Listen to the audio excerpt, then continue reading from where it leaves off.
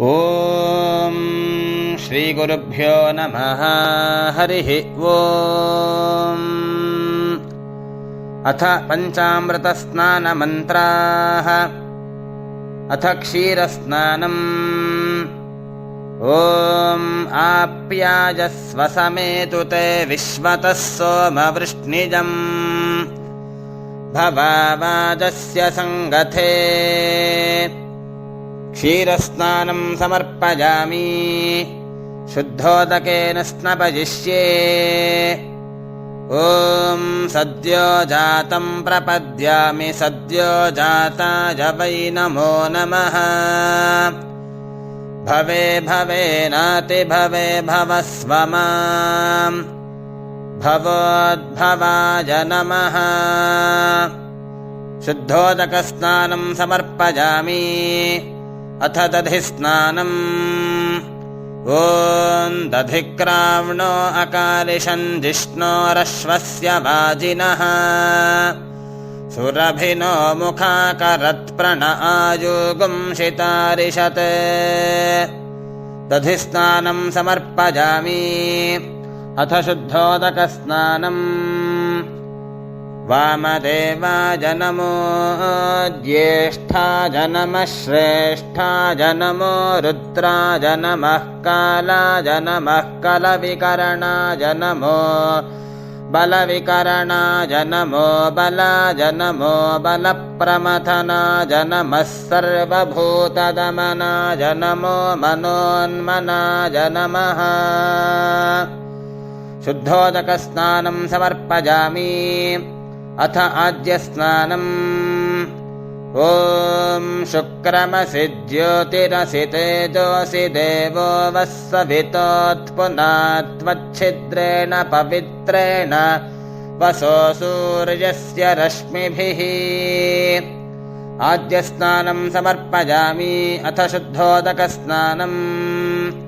ಓಂ ಅಘೋರೇಭ್ಯೋऽಥ ಘೋರೇಭ್ಯೋ ಘೋರಘೋರತರೇಭ್ಯಃ ಸರ್ವೇಭ್ಯಃ ಸರ್ವಶರ್ವೇಭ್ಯೋ ನಮಸ್ತೆ ಅಸ್ತು ರುದ್ರರೂಪೇಭ್ಯಃ.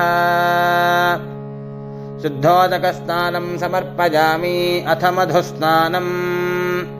ಓಂ ಮಧುವಾತಾಋತಾಯತೆ ಮಧುಕ್ಷರಂತಿ ಸಿಂಧವಃ ಮಾಧ್ವೀರ್ನಃ ಸಂತ್ವೋಷಧೀಃ ಮಧುನಕ್ತಮುತೋಷಸಿ ಮಧುಮತ್ಪಾರ್ಥಿವಗುಂ ರಜಃ ಮಧುದ್ಯೌರಸ್ತು ನಃ ಪಿತಾ ಮಧುಮಾನ್ನೋ ವನಸ್ಪತಿರ್ಮಧುಮಾಗುಂ ಅಸ್ತು ಸೂರ್ಯಃ ಮಾಧ್ವೀರ್ಗಾವೋ ಭವಂತು ನಃ. ಮಧುಸ್ನಾನಂ ಸಮರ್ಪಯಾಮಿ. ಅಥ ಶುದ್ಧೋದಕಸ್ನಾನಂ. ತತ್ಪುರುಷಾಯ ವಿದ್ಮಹೇ ಮಹಾದೇವಾಯ ಧೀಮಹಿ ತನ್ನೋ ರುದ್ರಃ ಪ್ರಚೋದಯಾತ್. ಶುದ್ಧೋದಕಸ್ನಾನಂ ಸಮರ್ಪಯಾಮಿ. ಅಥ ಶರ್ಕರಾ ಸ್ನಾನಂ. ಓಂ ಸ್ವಾದುಃ ಪವಸ್ವ ದಿವ್ಯಾಯ ಜನ್ಮನೆ ಸ್ವಾದುರಿಂದ್ರಾಯ ಸುಹವೀತು ನಾಮ್ನೇ ಸ್ವಾದುರ್ಮಿತ್ರಾಯ ವರುಣಾಯ ವಾಜವೇ ಬೃಹಸ್ಪತಯೇ ಮಧುಮಾಂಗದಾಭ್ಯಃ. ಶರ್ಕರಾ ಸ್ನಾನಂ ಸಮರ್ಪಯಾಮಿ. ಅಥ ಶುದ್ಧೋದಕಸ್ನಾನಂ. ಈಶಾನಃ ಸರ್ವವಿದ್ಯಾನಾಮೀಶ್ವರಃ ಸರ್ವಭೂತಾನಾಂ ಬ್ರಹ್ಮಾಧಿಪತಿರ್ಬ್ರಹ್ಮಣೋಧಿಪತಿರ್ಬ್ರಹ್ಮಾ ಶಿವೋ ಮೇ ಅಸ್ತು ಸದಾ ಶಿವೋ. ಶುದ್ಧೋದಕಸ್ನಾನಂ ಸಮರ್ಪಯಾಮಿ. ಅಥ ಫಲಸ್ನಾನಂ. ಓಂ ಯಾಃ ಫಲಿನೀರ್ಜಾ ಅಫಲಾ ಅಪುಷ್ಪಾಯಾಶ್ಚ ಪುಷ್ಪಿಣೀಃ ಬೃಹಸ್ಪತಿ ಪ್ರಸೂತಾಸ್ತಾನೋ ಮುಂಚನ್ತ್ವಗುಂಹಸಃ. ಅಥ ಗಂಧೋದಕಸ್ನಾನಂ.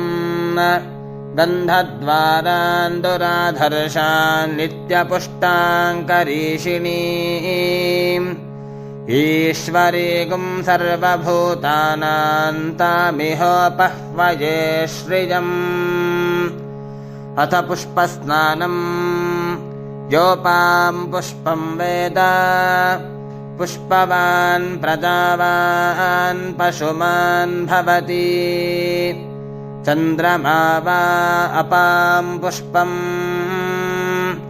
पुष्पवान् प्रजावान् पशुमान् भवति अथ हिरण्योदकस्नानम् तत्सुवर्णगुं हिरण्यमभवत् तत्सुवर्णस्य हिरण्यस्य जन्म य एव गुं सुवर्णस्य हिरण्यस्य जन्म वेद सुवर्ण आत्मना भवति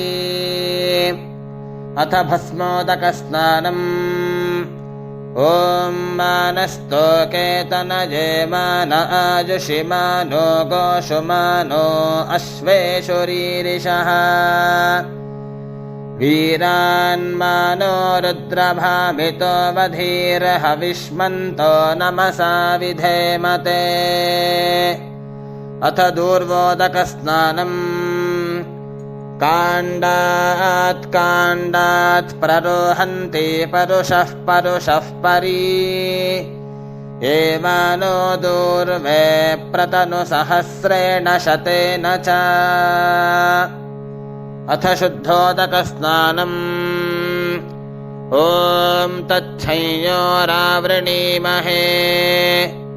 गातुं यज्ञाय गातुं यज्ञपतये दैवी स्वस्तिरस्तु नः स्वस्तिर्मानुषेभ्यः ऊर्ध्वं जिगातु भेषजम् शन्नो अस्तु द्विपदे शञ्चतुष्पदे ॐ शान्तिः शान्तिः शान्तिः हरिः ॐ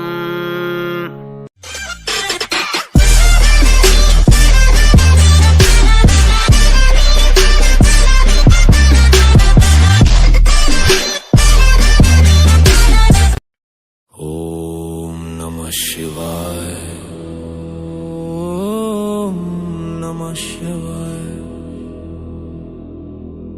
ये धर्म का शोर नहीं, ये सन्नाटे की पूजा है, जहां नाम मिट जाता है वहीं शिव लिखे जाते हैं। अघोर घोरी महाकाल, श्मशानवासी त्रिकाल, भस्म अंग त्रिनेत्र, अधर्मियों का काल। अघोर नमः। अघोरी अघोरी अघोरी हूँ मैं, वैसे परे शिव का अंश हूँ मैं। अघोरी अघोरी अघोरी हूँ मैं। शमशान मेरी धरती है, जहाँ मृत्यु भी आने से डरती है। आग और राख का मेल हूँ मैं, मेरे क्रोध से कांपे ये सृष्टि है। न पुण्य का बोझ न पाप का भार, न सोना चांदी न